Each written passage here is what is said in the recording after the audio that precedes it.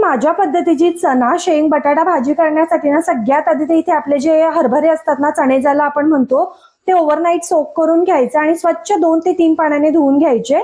त्याचसोबत इथे मी शेवग्याच्या शेंगा ना असे ना थोडे लांबट तुकडे करून घेतले। त्याचसोबत एक साल काढलेला बटाटा सुद्धा आहे। तुम्हाला वांग आवडत असेल ना, वांग सुद्धा तुम्ही ऍड करू शकता। आता हे सगळे जिन्नस ना स्वच्छ मी 2 ते 3 पाण्याने धुवून घेतले। तर हे बघा सगळं असं स्वच्छ धुवून घ्यायचं आणि आता हे ना एका आपल्याला कुकरमध्ये ट्रान्सफर करायचंय।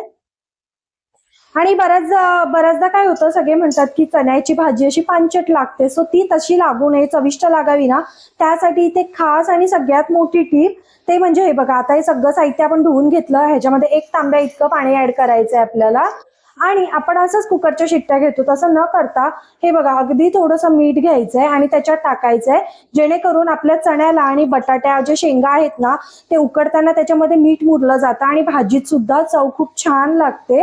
आता ना कुकरची झाकण लावून घ्यायचंय आपल्याला आणि 2 शिट्ट्या काढायच्या, जास्त पण नाही, नाही तर शेंगा जास्त शिजल्या की चांगली नाही लागत भाजी। आणि कालच माझा ड्रीम गॅस आलेला आहे घरी, मस्त असं मला खूप दिवसांपासून ना 4 शेगडींचा गॅस हवा होता। फायनली माझं बर्थडे गिफ्ट आलंय।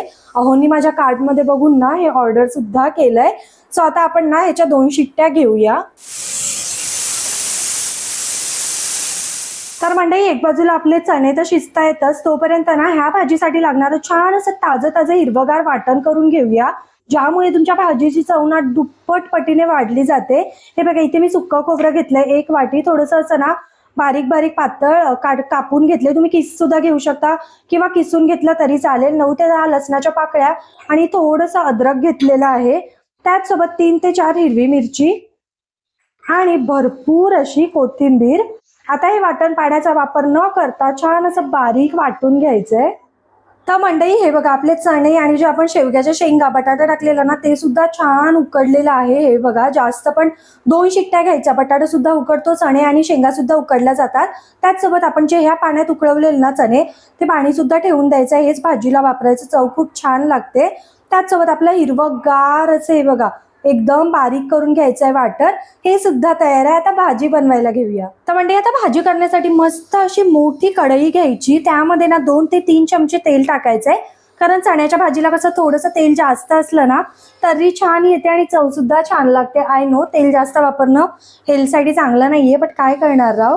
आता काय करायचं, मस्त तेल तापलं ना अर्धा चमचा मोहरी टाकायची आहे। हे बघा, मोहरी मस्त तडतडायला लागली की त्यामध्ये अर्धा चमचा जिरा ऍड करायचा आहे आपल्याला आणि आता इथे मी 1 बारीक चिरलेला कांदा घेतलाय, तो ऍड करायचा आहे।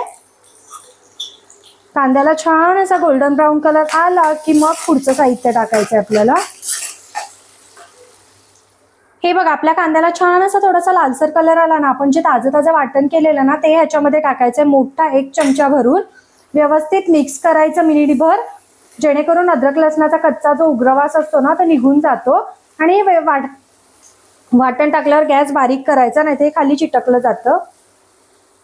आता हे वाटण टाकलं ना की तुमचं जेवढं पण तेल आहे ना सगळं खोबऱ्यामुळे ऍब्झॉर्ब होतं, सो अजून तेल ऍड करत बसायचं नाही, नंतर भाजीला आपोआप तेल सुटतं।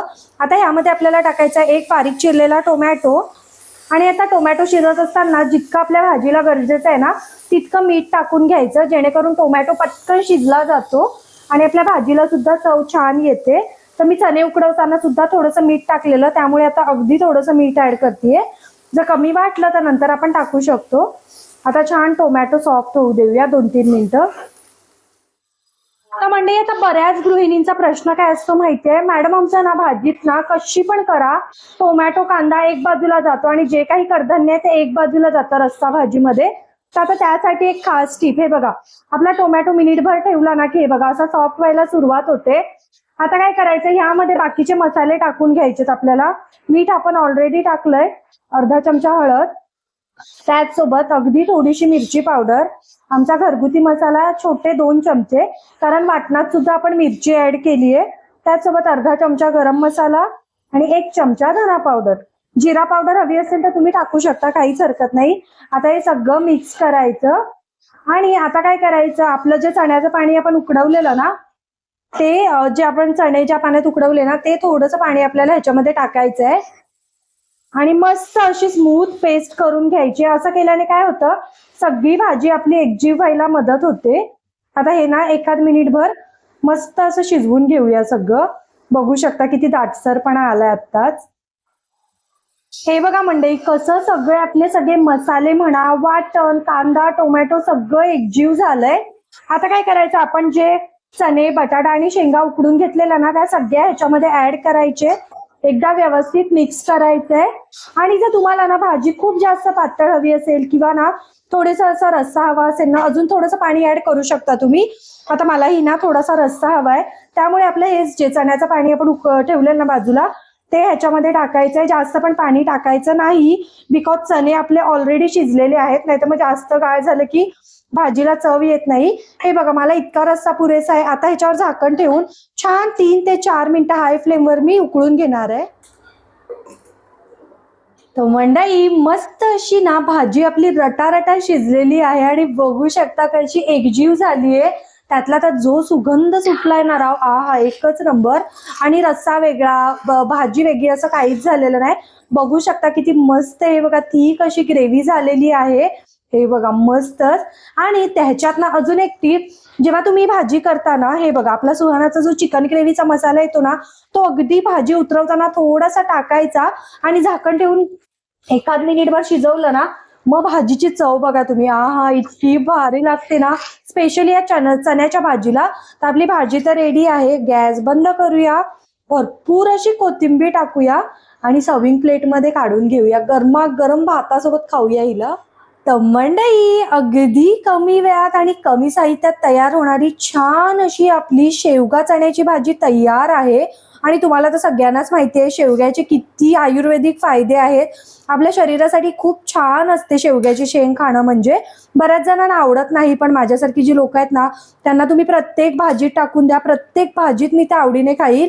मला इव्हन ना डाळीत सुद्धा शेंग खूप जास्त आवडते.